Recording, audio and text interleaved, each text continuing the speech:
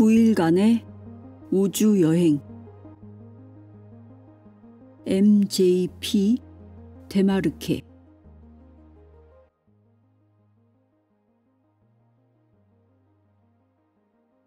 그들은 눈이 있어도 보지 못하고 귀가 있어도 듣지 못한다. 성경.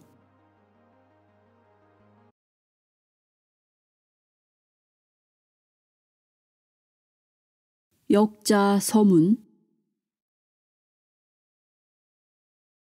지구에는 핵전쟁의 위협보다 더 위험한 것들이 있어요. 첫째는 배금주의, 둘째는 정치인, 셋째는 언론인과 마약, 넷째는 종교예요. 영혼이 여러 육신을 거치며 윤회하는 목적은 더 많은 진리를 깨우치기 위해서입니다. 가장 위대하고 아름다운 성전은 마음 속에 있습니다. 술이부작이라고 했다. 역자가 무슨 말을 덧붙이겠는가?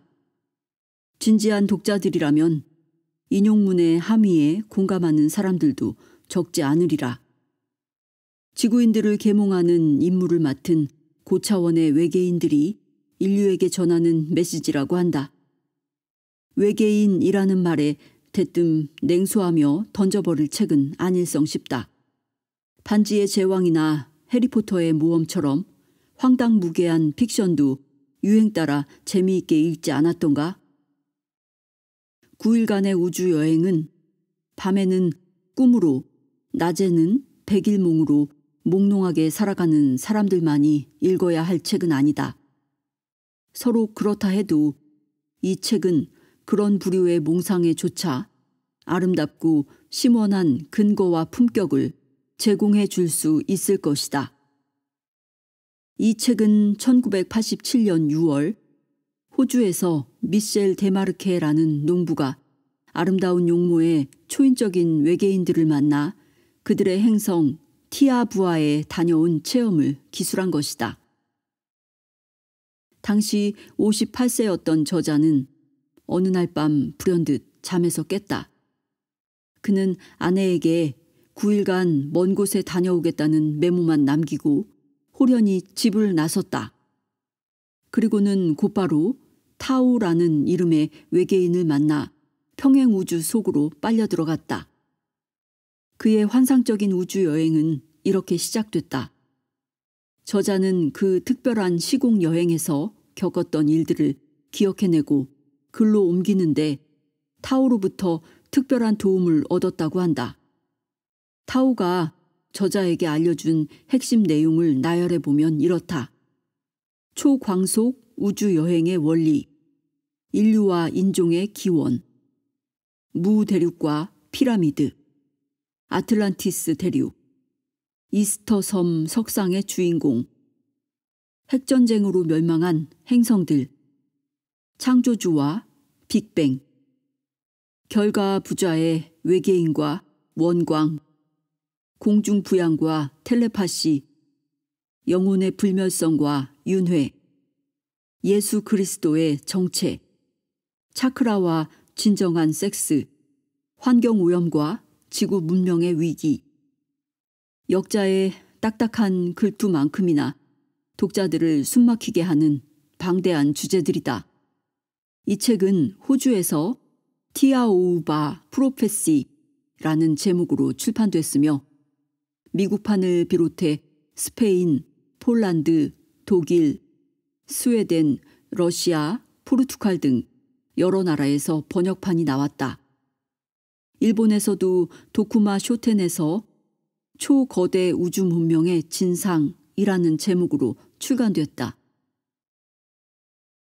레이저 홀로그래피 분야의 박사학위 소지자로 이 책의 편집을 맡은 톰 제이 초코 박사는 1995년부터 저자의 대변인 역할을 맡고 있다. 초코 박사는 저자의 공개 강연회를 50여 차례 주최했고 저자를 대신해 관련 웹사이트를 운영하며 독자들의 이메일 질문에 응답한다.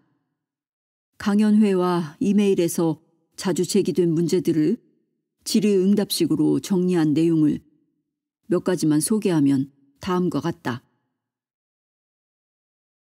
티아오우바의 발음 문제. 유대인들은 티아오우바를 한국식으로는 여호와로 발음한다. 흥미롭게도 이 발음은 구약 성서에서 가장 빈번히 마주치는 표현이다. 3250년 전 모세는 하느님을 지칭할 때 바로 그런 표현을 썼다. 특히 모세와 처음 만난 하느님의 천사는 자신을 티아오우바, 즉 여호와로 부를 것을 요구했다. 그 요구는 아직도 히브리어 구약 성경, 즉 토라에 기록돼 있다. 성직자들은 곧 그것을 왜곡했고 히브리인들은 그 이름을 발음하는 것조차 허용되지 않는다. 요컨대 하느님은 가시고 YHWH는 티아오우바, 즉 행성의 이름을 가리킨다. 그 행성에서는 모든 사람이 적어도 부처나 예수만큼 진화돼 있다. 티아오우바 행성의 위치는 플레이아데스 성단에 있을 가능성이 매우 높다. 그곳에서 우리의 태양은 간신히 보인다. 북미 초대 인디언들은 이 성단을 자기 조상의 고향이라고 부른다. 또 페루 잉카 제국 이전 사람들의 신화에는 오리온좌 인근의 황소자에 있는 플레이아데스 별에서 찾아온 신들에 관한 얘기가 있다고 한다. 티아우바의 주된 메시지는 무엇인가? 영적인 지식으로 뒷받침되지 않은 물질적 기술은 필연적으로 인류를 파멸로 이끈다. 기술은 영적인 발전에 도움이 될 때 의미가 있으며 지금처럼 인류를 물질주의와 돈의 노예로 전락시키는데 이용돼서는 안 된다. 모든 인간에게는 자유의지가 있으며 따라서 영적인 진화를 이루는 책임은 각자에게 있다. 자신의 자유의지를 타인에게 강요하는 행위, 특히 타인의 자유의지 행사 기회를 박탈하는 행위는, 즉 통제욕은 가장 큰 죄악에 속한다. 책 내용이 일부 종교의 가르침과 비슷해 보이는데 대다수 기성 종교는 사랑을 내세우면서도 실제로는 사람들에게 잘못된 지식을 주입하고 혼란스럽게 만든다. 교단 지도부가 부와 권세를 누리고 신도들을 조종하려는 목적에서다. 이를 위해 공포감을 수단으로 이용한다. 예컨대 과거 카톨릭 교회는 성경에서 윤회 개념을 삭제하고 사탄 개념을 포함시켰다. 물질계와 정신계 사이에서 균형을 취하는 일이 쉽지 않은데 인간은 육신의 삶 속에서 교훈을 얻어가는 영적인 존재다. 육체의 유일한 존재 목적은 영적인 발달이다. 우리 주변에서 일어나는 모든 일은 그런 교훈의 일부다. 이때의 학습 도구가 자유의지다. 인생을 살아가면서 자유의지를 이용해 지속적으로 선택을 하고 그 결과를 지켜보면서 교훈을 얻어야 한다. 교훈을 얻지 못하면 다음 생애에서 그 과정을 반복해야 한다. 빛의 속도로 은하계 반대편을 10일 만에 다녀오기는 불가능하다는 지적에 대해서는 저자가 탄 우주선은 본체 변화라는 기술을 이용해 광속보다 훨씬 빠른 속도로 여행했다. 이는 태양계 안에서는 불가능하며 먼저 깊은 우주로 들어가야 한다. 우주선은 몇 시간 만에 태양계를 벗어났다. 저자는 우주선 내부에 있었던 만큼 본체 변화가 언제 일어났는지는 정확히 알지 못했다. 조종실 모니터의 이미지가 급속히 변환돼서 짐작했을 뿐이다.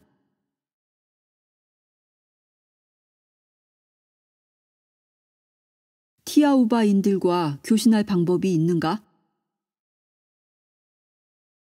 그 행성에서는 원할 때 언제든지 지구인들에게 텔레파시 신호를 보낼 수 있다. 단지 대다수 지구인들이 그 신호를 수신하는 방법을 모를 뿐이다. 또 티아우바인들은 지금도 자주 지구를 방문해 우리를 지켜본다. 사람들이 이 책의 내용을 믿으리라고 생각합니까? 믿을 필요 없다. 알면 된다. 이미 진지한 과학자들이 모든 문장 하나하나를 철저히 검토해 확인했다. 저자는 1994년 멜버른의 한 라디오 방송에 출연해 일단의 물리학자들과 생방송 토론을 가졌다. 물리학자들은 그의 책을 철저히 검토하고 신랄한 질문을 퍼부었다. 저자는 그들에게 책 내용 중 한 개의 문장이라도 거짓이 있으면 증명해 보라고 반문했다. 그들은 답변하지 못했다. 티아우바인들은 얼마나 오래 사는가? 원한다면 수백만 년도 산다. 그러면서도 늘 젊은 모습이다. 인체 세포를 마음대로 재생할 능력이 있기 때문이다. 또 몇 초마다 희소식을 듣는 사람처럼 항상 즐거운 모습이다. 그들의 최대 관심사는 육신을 완전히 벗어나 의식의 근원에 합류하는 일인 것 같았다. 2006년 장병걸.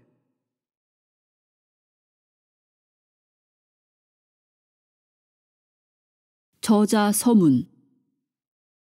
나는 이 책을 내가 받은 지시에 따라 썼다.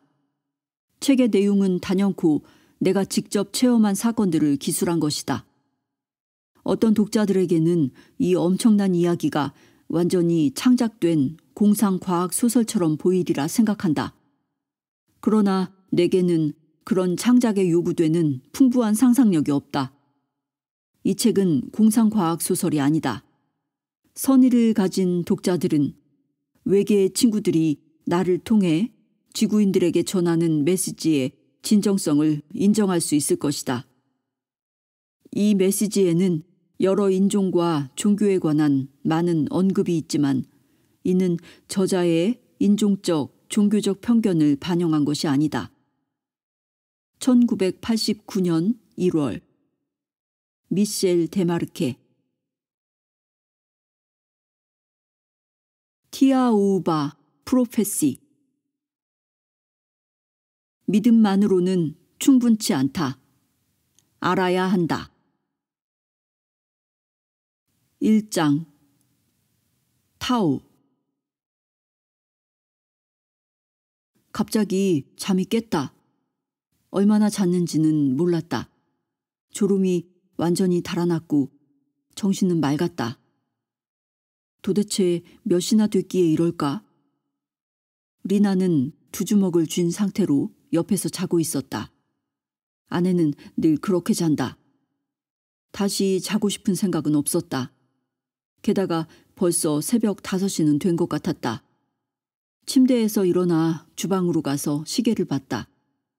아니, 겨우 오전 12시 30분이었다. 이렇게 이른 시간에 잠에서 깬 적은 별로 없었다. 잠옷을 벗고 바지와 셔츠로 갈아입었다.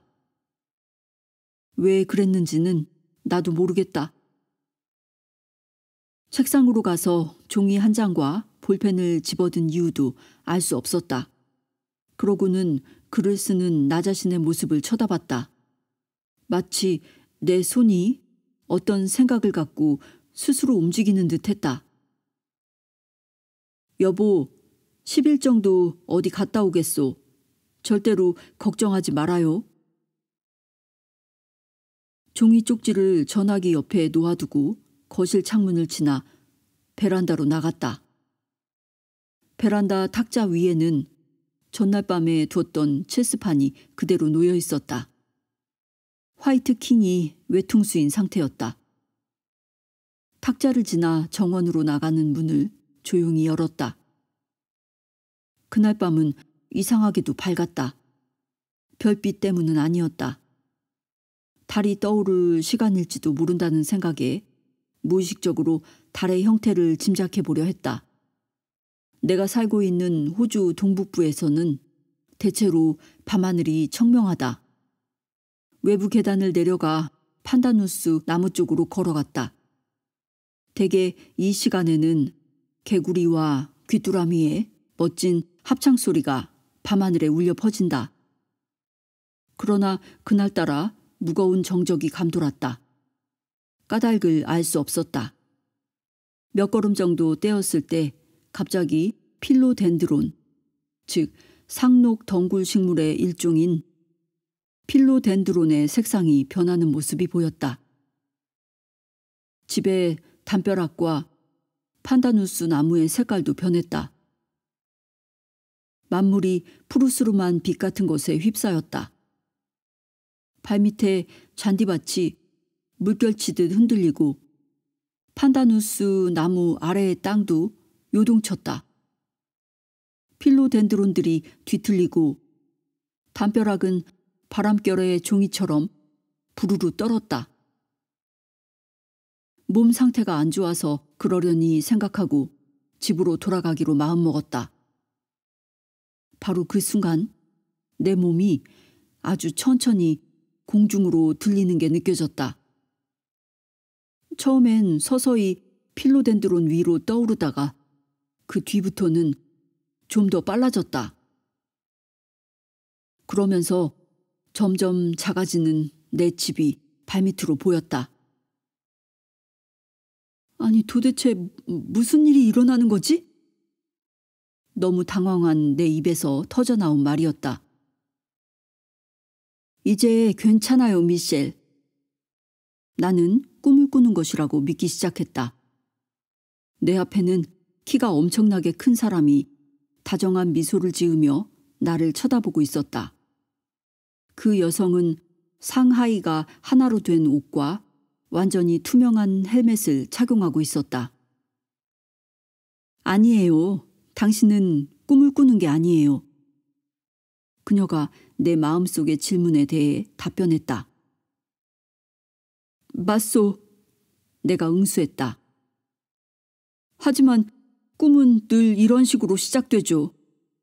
그러다가 침대에서 떨어져 이마에 혹이 생겨야 꿈이라는 걸 알게 되죠.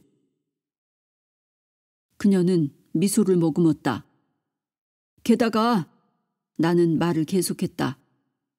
우리는 지금 호주에 있는데도 당신은 내게 나의 모국어인 프랑스어로 말하고 있지 않소. 나도 영어를 할 수 있다고요. 나도 그래요. 틀림없이 꿈이야. 흔히 꾸는 황당무계한 꿈 말이야. 이게 꿈이 아니라면 도대체 당신은 내 소유지에서 뭘 하는 거요? 우리는 당신 소유지에 있지 않고 그 상공에 있어요. 아, 악몽이구만. 이봐요. 내 말이 맞았지. 내 몸을 꼬집어 봐야지. 나는 그 말을 실행에 옮겼다. 아야! 그녀는 다시 미소를 지었다. 이제 만족하나요, 미셸? 하지만 이게 꿈이 아니라면 왜 내가 이 바위 위에 앉아 있나요? 그리고 저쪽에 진한 세기의 옷을 입고 있는 저 사람들은 누구죠? 나는 유백색의 빛 속에서 말하고 움직이는 사람들의 모습을 식별하기 시작했다. 그리고 당신은 누구요? 체구가 왜 이렇게 비정상적으로 큰 거죠? 나는 정상이에요, 미셸. 내가 사는 행성에서는 모두 체구가 이래요. 때가 되면 다 알게 될 거예요. 친구여, 당신을 그렇게 불러도 괜찮겠죠?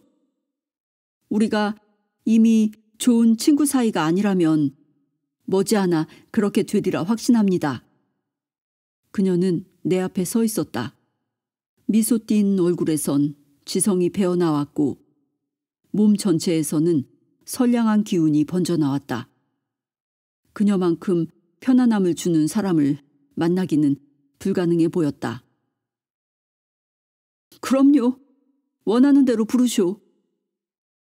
그런데 당신 이름은? 내 이름은 타오예요. 하지만 먼저 이건 꿈이 아니라는 걸 분명히 해두고 싶어요. 꿈과는 전혀 상관이 없어요. 나중에 알게 될 몇 가지 이유 때문에 당신은 어떤 여행을 하도록 선택됐어요. 특히 최근 들어선 극소수 지구인들만이 체험한 여행이죠. 지금 이 순간 당신과 나는 지구가 속한 우주와 평행하는 우주 속에 들어와 있어요.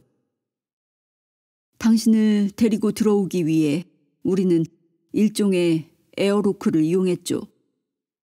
에어로크란 우주선이나 잠수함 등의 기밀식 출입구를 말한다. 지금 이 순간 당신의 시간은 멈췄어요. 그리고 당신은 이곳에서 20년 혹은 50년 동안 머물다가 돌아가도 지구에서의 시간은 전혀 변하지 않을 거예요. 당신의 물질적 신체는 전혀 변하지 않은 채로 남아있을 겁니다. 그런데 저 사람들은 무엇을 하고 있는 거요? 그들은 무한정 존재할 수 있어요. 당신도 나중에 알게 되겠지만 이곳의 인구 밀도는 매우 낮아요. 죽음은 자살이나 사고로만 발생합니다. 시간은 정지돼 있어요. 이곳에는 일부 동물을 포함해 남성과 여성도 있어요. 그들은 지구 나이로 하면 3만 년에서 5만 년 혹은 그 이상 됐어요. 왜 저들이 여기에 있죠? 어떻게 여기에 왔나요? 어디서 태어났나요? 지구에서요. 그들은 모두 우연히 이곳에 왔어요. 우연히? 그게 무슨 뜻이에요? 아주 간단해요. 버뮤다 삼각지대라는 말을 들어봤죠? 나는 고개를 끄덕였다. 간단히 말해서 그곳에서 그리고 별로 알려지지 않은 다른 장소들에서 이 평행 우주가 당신의 우주와 겹쳐지면서 자연스럽게 워프가 나타납니다. 워프란 초광속 우주 여행이 가능한 시공간 왜곡지대를 말한다. 그리고 워프에 너무 근접한 사람이나 동물, 물체들은 글자 그대로 그 안으로 빨려 들어갑니다. 예컨대 거대한 선단도 몇 초 만에 통째로 사라지기도 합니다. 때론 몇 시간이나 며칠 혹은 몇 년 뒤에 다시 당신의 우주로 돌아가게 되는 사람도 있지만 대다수는 결코 돌아가지 못합니다. 혹시 지구로 돌아간 사람이 자신의 체험을 얘기하면 대다수 사람은 믿지 않습니다. 그 얘기가 진실이라고 우기면 그는 미친 사람으로 취급되죠. 지구로 되돌아간 사람들은 대부분의 경우 아무 말도 안 합니다. 동료들의 눈에 어떻게 비칠지 알기 때문이죠. 때론 기억상실증에 걸리기도 해요. 부분적으로 기억을 회복한다 해도 그건 평행 우주에서 일어난 일에 관한 내용이 아닙니다. 따라서 그 주제에 관해 아무런 얘기도 못합니다. 북아메리카에는 타우가 말을 이었다. 평행 우주로 들어가는 통로에 관한 대표적인 사건이 있어요. 한 청년이 집에서 몇백 미터 떨어진 곳에 우물로 물을 길러 갔다가 온데간데 없이 사라졌어요. 1시간쯤 지난 뒤 가족과 친구들이 그를 찾아 나섰죠. 그동안 내린 눈이 20cm 정도 쌓였으므로 찾는 일은 간단했을 겁니다. 그 청년의 발자국만 따라가면 됐죠. 하지만 벌판의 한가운데에서 발자국이 끊겼어요. 주변에는 그가 뛰어오를 만한 바위나 나무가 없었죠. 이상하거나 별다른 흔적도 없이 발자국이 그냥 사라진 거예요. 어떤 사람들은 그 청년이 우주선에 납치됐다고 믿었어요. 하지만 당신도 나중에 알게 되겠지만 그건 아니었어요.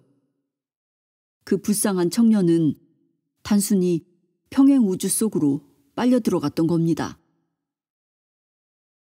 아, 기억이 납니다. 내가 말했다. 나도 그 사건에 관해 들었어요. 그런데 어떻게 당신이 그 사건을 그토록 잘 아나요? 그것은 나중에 알게 됩니다. 그녀는 수수께끼를 말하듯 대답했다. 우리의 대화는 갑자기 일단의 사람들이 나타나면서 중단됐다. 그들은 너무 기괴한 모습이어서 나는 다시 이 모든 일이 꿈이 아닐까 생각했다. 우리가 있는 장소에서 100m쯤 떨어진 곳에 바위들이 쌓여 있었는데 그 뒤에서 여자처럼 생긴 사람과 12명 정도의 남자가 함께 나타났다. 그들의 생김새는 참으로 이상했다. 마치 선사시대를 다룬 역사책 속에서 막 걸어 나온 사람들 같았다. 현대인이라면 들어올리지 못할 거대한 뭉둥이를 휘두르며 고릴라처럼 걸었다. 그 무시무시한 생명체들은 맹수처럼 으르렁거리며 우리를 향해 곧바로 다가왔다. 내가 뒤로 물러나려고 하자 타오는 두려워하지 말고 그냥 있으라고 말했다. 그녀는 허리 벨트의 버클에 손을 얹고는 그들을 향해 돌아섰다. 딸깍딸깍 하는 소리가 몇 번 들리더니 그들 무리 중 가장 힘세게 보이는 남자 5이 쓰러져 움직이지 않았다. 나머지는 걸음을 멈췄고 곧이어 구슬픈 신음소리를 내기 시작했다. 그들은 풀이 죽은 채 우리 앞에 엎드렸다. 나는 다시 타오를 쳐다봤다. 그녀는 얼굴을 움직이지 않은 채 조각상처럼 서 있었다. 최면을 걸려는 듯 그녀의 눈은 그들에게 고정돼 있었다. 나중에 알았지만 그녀는 그들 무리의 여성에게 텔레파시로 명령을 내리고 있었다. 갑자기 그 여성이 일어나 쉰 목소리로 무리에게 말하는 모습이 무슨 명령을 내리는 듯했다. 그러자 무리는 쓰러진 동료들을 등에 업고 앞서 말한 바위 무더기 쪽으로 데려갔다. 저들이 뭐 하는 거죠? 내가 물었다. 죽은 자들을 돌덩이들로 덮을 겁니다. 저들을 죽였소? 어쩔 수 없었어요. 무슨 말인가요? 우리가 정말로 위험에 처해 있었나요? 물론이죠. 저들은 1만 년 동안이나 이곳에 존재해 왔어요. 15,000년이든가. 그 기간을 정확히 알려고 애쓸 시간은 지금 없어요. 게다가 중요한 것도 아니니까. 하지만 저들의 존재는 조금 전에 당신에게 설명해 주던 문제의 좋은 사례예요. 저들은 어떤 시점에서 이쪽 우주로 넘어왔고 그때 이후로 줄곧 여기에서 살아왔어요. 끔찍하군요. 동감이에요. 하지만 그건 자연법칙, 우주법칙의 일부예요. 게다가 저들은 위험해요. 인간보다는 야수처럼 행동하니까요. 우리와 저들 사이에 대화는 불가능했을 겁니다. 이쪽 우주에 사는 대다수 다른 존재들과 저들 사이의 대화가 불가능하단 말이죠. 우선 저들은 커뮤니케이션 능력이 없어요. 게다가 자신들에게 무슨 일이 벌어졌는지를 이해하지 못합니다. 우리는 진짜 위험에 처했었고 그런 상황에서 나는 그들을 해방시켜주는 호의를 베푼 거죠. 해방? 그렇게 놀란 표정 짓지 마세요, 미셸. 내 말뜻을 잘 알잖아요. 그들은 물질적 신체에서 해방됐고 이제 다른 모든 생명체들처럼 정상적인 과정에 따라 자신들의 윤회를 계속할 수 있게 됐어요. 그렇다면 내가 제대로 이해했다면 이 평행우주는 저주받은 곳이네요? 지옥이나 연옥처럼? 미셸, 당신이 종교적인 사람인 줄은 미처 몰랐네요. 단지 내가 이해하려 애쓴다는 점을 보여주려고 그런 비유를 했을 뿐이요. 내가 대답했다. 내가 종교적인지 여부를 그녀가 어떻게 알 수 있었는지 궁금했다. 알아요, 미셸. 그냥 농담으로 한 말이에요. 그걸 일종의 연옥에 비유한 것은 적절했어요.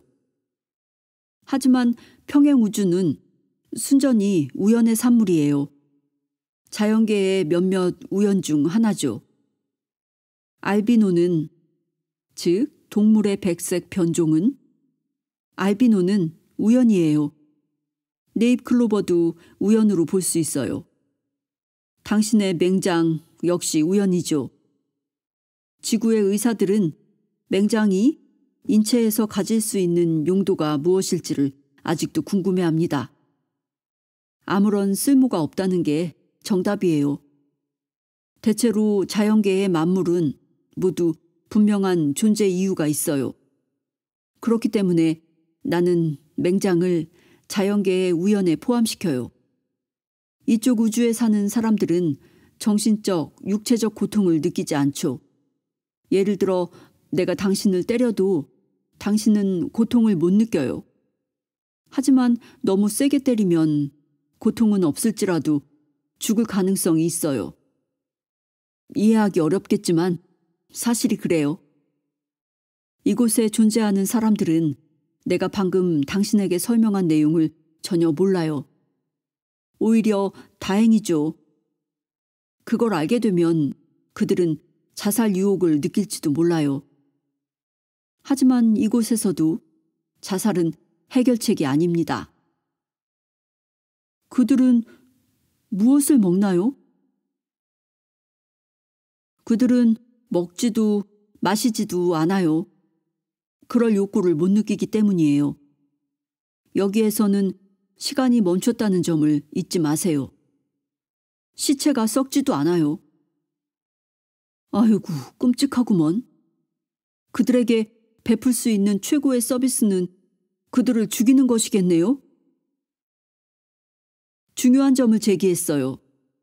사실 그건 두 가지 해결책 중 하나예요.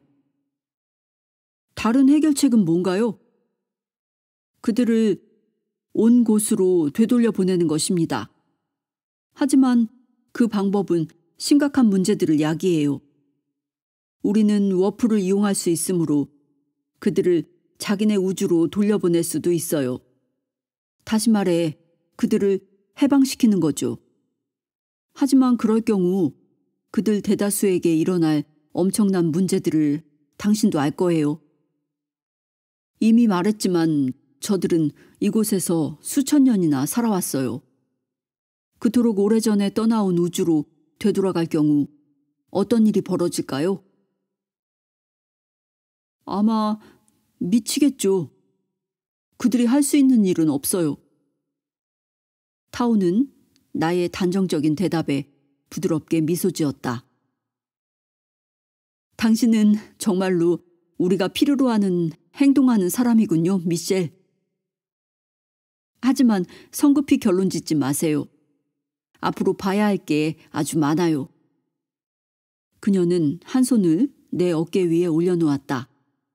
그러기 위해선 몸을 약간 숙여야 했다. 당시엔 몰랐지만 타오의 키는 290이나 됐다. 인간으로선 엄청나게 큰 키였다. 우리가 당신을 선택한 건 올바른 결정이었음을 내 눈으로 확인했어요. 당신은 이해력이 빨라요. 하지만 지금은 두 가지 이유에서 당신에게 모든 걸 설명할 수 없어요. 예를 들면요? 첫째, 그런 설명을 하기엔 아직 너무 일러요. 당신이 몇 가지 점에 관해 좀 더 알아야 한다는 뜻이에요. 알겠어요. 그럼 두 번째는 뭐죠? 두 번째 이유는 우리를 기다리는 사람들이 있기 때문이죠. 우리는 떠나야 합니다.